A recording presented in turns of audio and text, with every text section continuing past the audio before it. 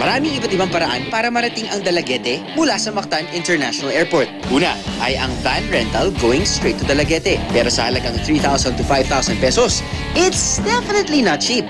Lalo na kung mag-isa ka lang. Para makatipid, why not take a bus? To find your ride, kailangan mo lang pumunta sa South Bus Terminal mula sa airport.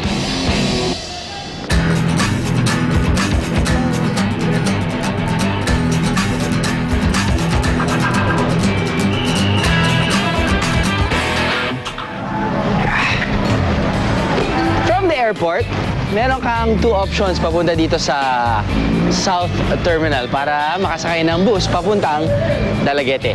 Okay, una, pwede ka sumakay ng jeepney. Okay, jeepney papuntang highway, jeepney again papuntang north, at jeepney naman papuntang South Terminal. Aabot yan ng mga 10 pesos each, so that's around 30 pesos. Medyo hassle dahil papalit-palit ka ng vehicle. That's why I took a taxi. Slightly more expensive, but medyo less hassle. Okay? Tara, tayo bus.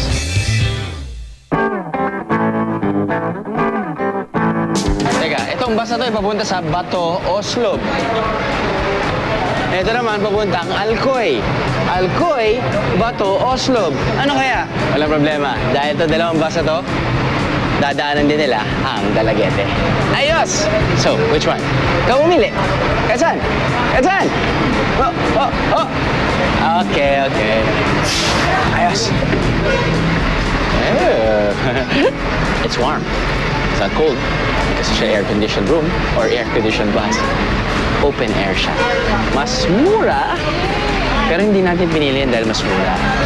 Pinili din natin yan dahil gusto nating maramdaman yung fresh air ng probinsya.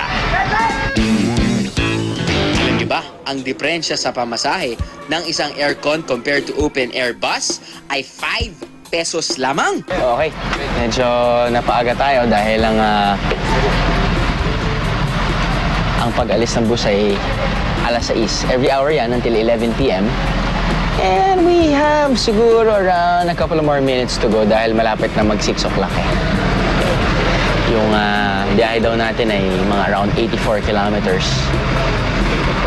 2 to 3 hour ride depending on the traffic.